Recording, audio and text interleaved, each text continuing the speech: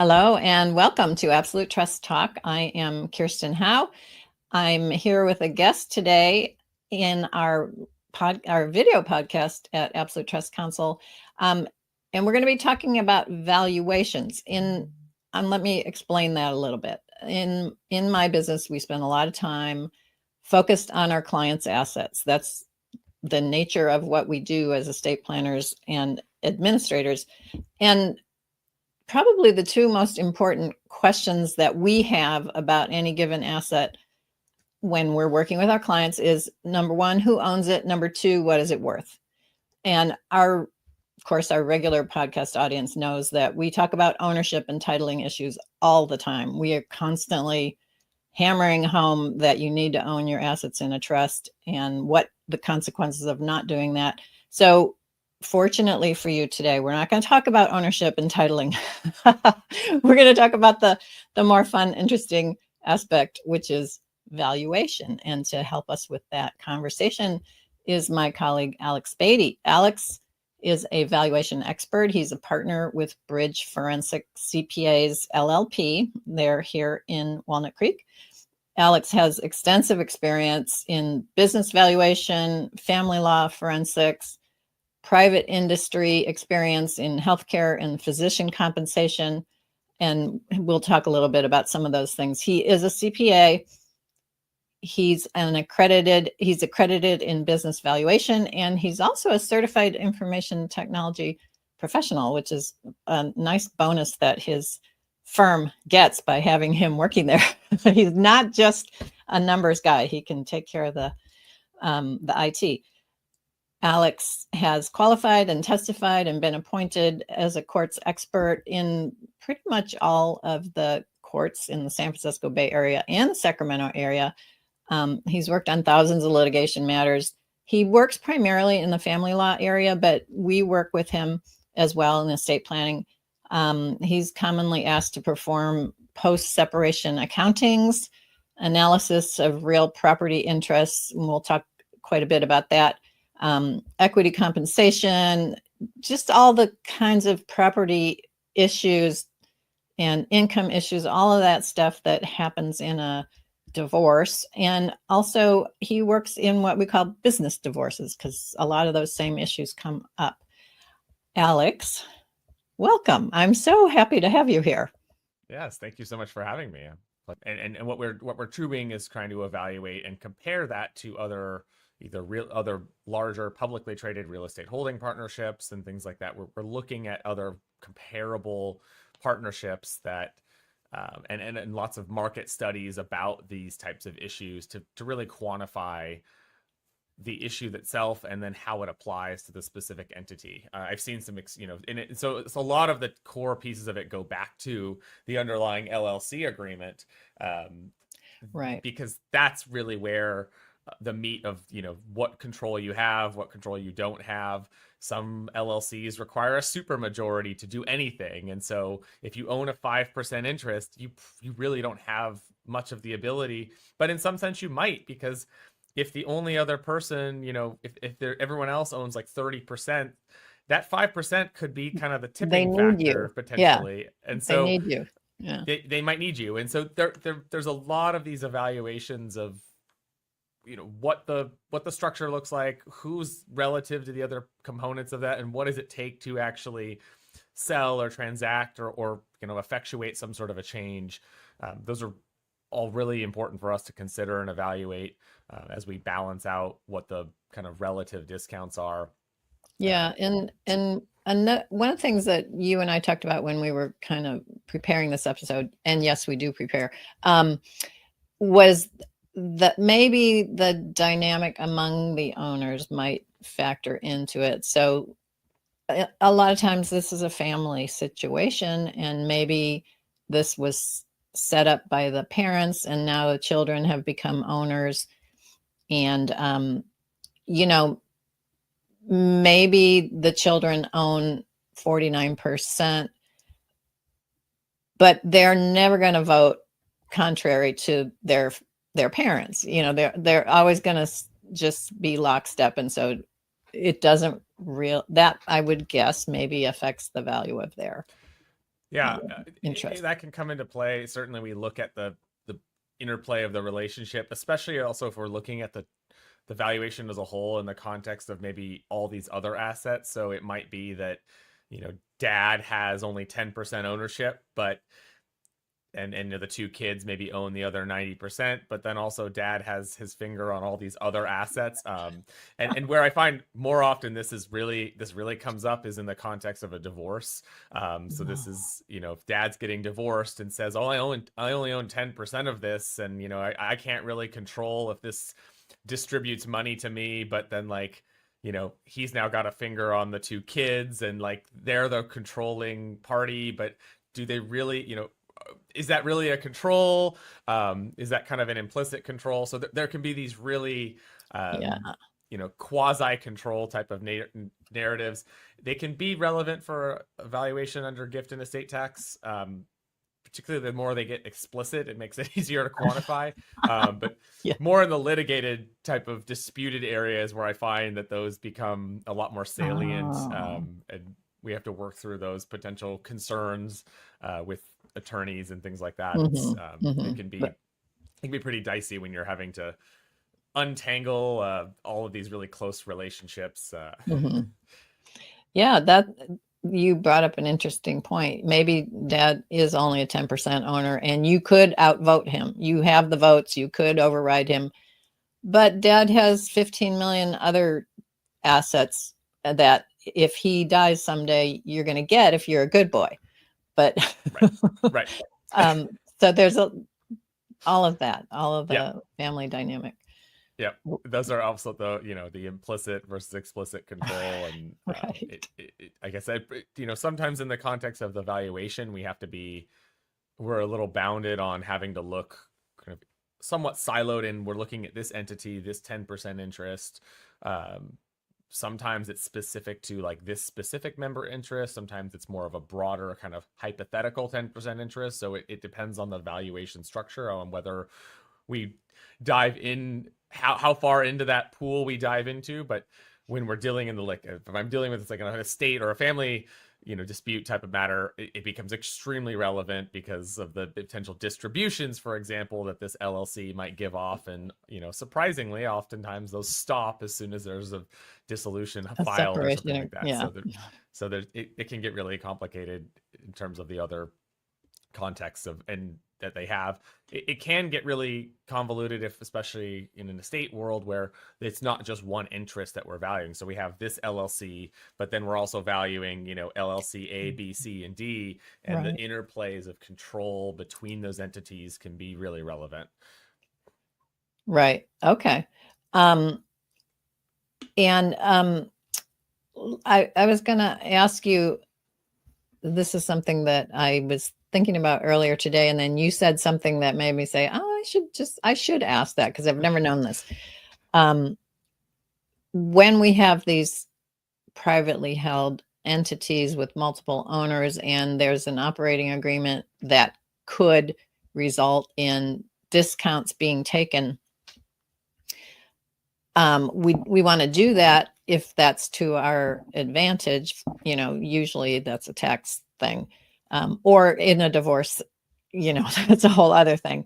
But does the IRS require that you take discounts when you can? Or can you just say, nope, it's worth this much?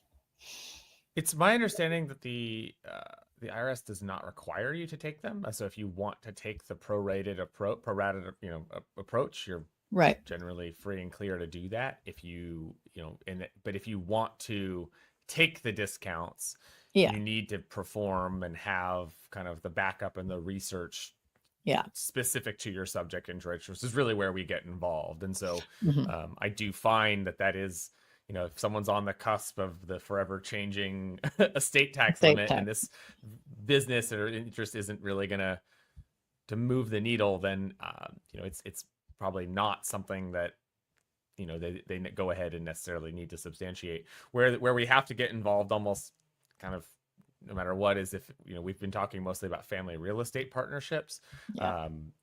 That often sometimes it's not a real estate partnership, it's an operating entity. The family business is a manufacturing company. And so there's not a way to just get a number on that. You have to do a valuation. And so, and then, but then because of that, we're then going to incorporate discounts and things like that as well.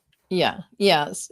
So that's an interesting point, because then we get, if we have the option of not taking discounts, then you're kind of balancing, okay, capital gains tax down the road kind of thing.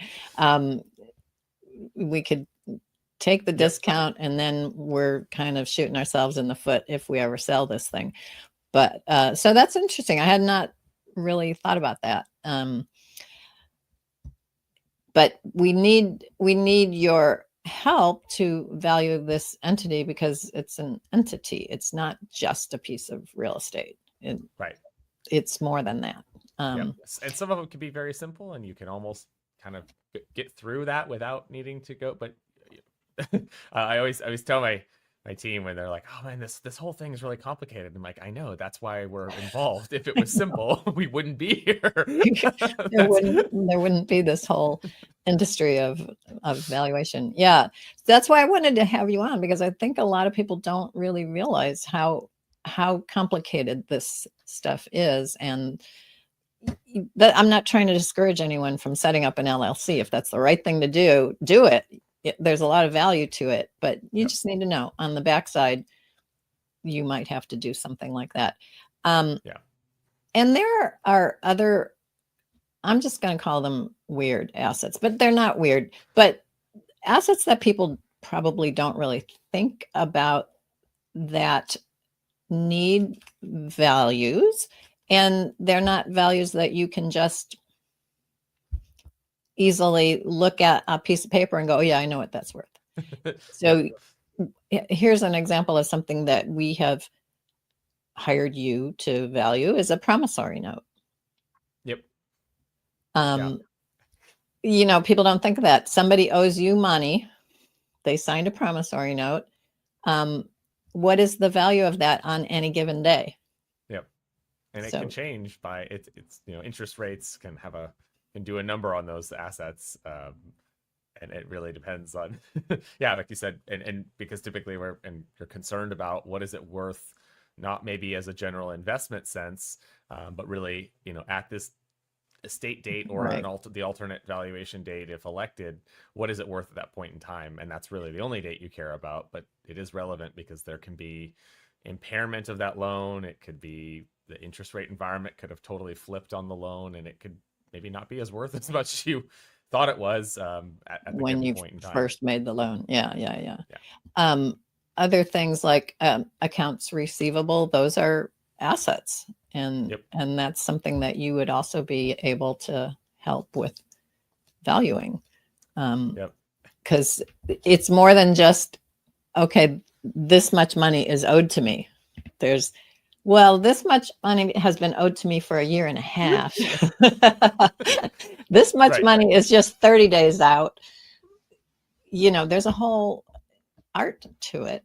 And that's something that you do for our clients as well. Alex, we're getting to the end, but before I let you go, maybe you could talk about the most unusual, challenging, weird, interesting asset or valuation situation you've been in, without naming any names.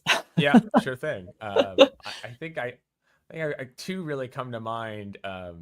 One, just because it sticks out to me as something that seems so basic, or just that I would totally miss it, was I valued a company that quite literally made rags. That's what they did. They took just lots of scraps of cloth and made, and it struck me because it's something like I that's a rags business all over my house. I can just, but this is like what you make, and they make these in just these big commercial blocks of rags that they would distribute to auto mechanics, cleaning company, cleaning company, all kinds of places that need just bulk rags, a steady supply of rags. And just one of those fascinating little things to me of that you just shocked that you're like, of course someone makes that, but it just didn't occur to me. The other really strange one is I had a company that was did a lot of, hedge funds and things like that. So they had a lot of kind of alternative investments. And one of the things that they were really involved in was weather derivatives, which I thought was a really fascinating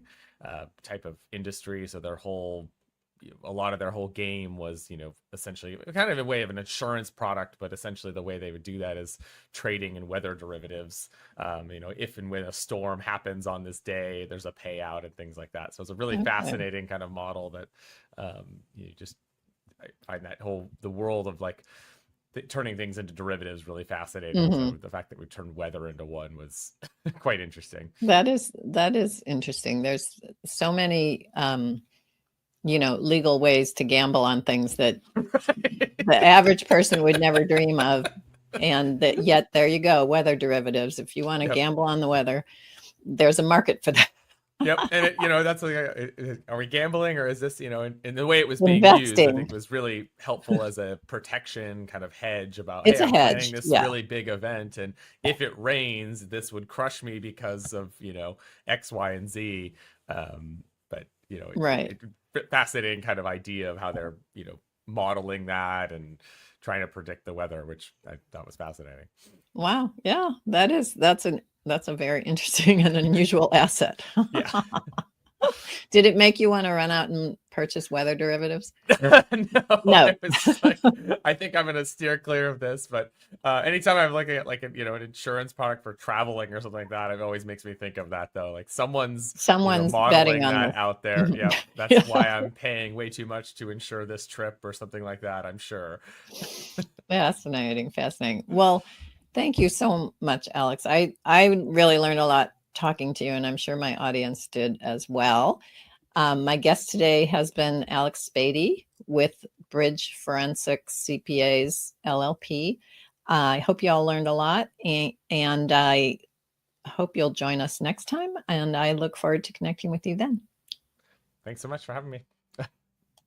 Thank you for joining us today for another episode of Absolute Trust Talk Live. If you enjoyed listening in, then don't forget to subscribe.